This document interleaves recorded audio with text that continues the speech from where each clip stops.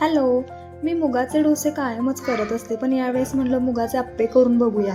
म्हणून पहिल्यांदाच मुगाचे अप्पे करून बघितले, पण ते अजिबात चांगले होत नाहीत. म्हणजे आतपर्यंत पीठ ते तसंच कच्चं राहतं आणि टेस्ट देखील काहीतरी वेगळीच लागते. त्यामुळे तुम्हाला जर विचार येत असेल की मुगाचे अप्पे एकदा करून बघावे, तर खरंच तुम्ही मुगाचे अप्पे करू नका.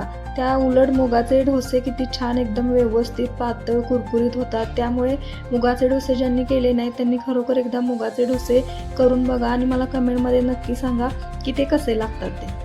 हिरव्या मुगामध्ये प्रोटीन म्हणजेच प्रथिने खूप प्रमाणात असतात. त्यामुळे जर लहान मुलांना तुम्हाला काहीतरी पौष्टिक नाश्ता द्यायचा असेल तर नक्कीच तुम्ही मुगाचे डोसे करून त्यांना देऊ शकता. तुम्हाला माझे व्हिडिओ कसे वाटतात हे तुम्ही मला सांगत नाही, तर प्लीज मला कमेंट करून तुम्ही व्हिडिओ कसे वाटतात ते सांगा. पेजला फॉलो करा, व्हिडिओला लाईक करा आणि असंच मला सपोर्ट करत राहा. थँक्यू. Tata, bye bye.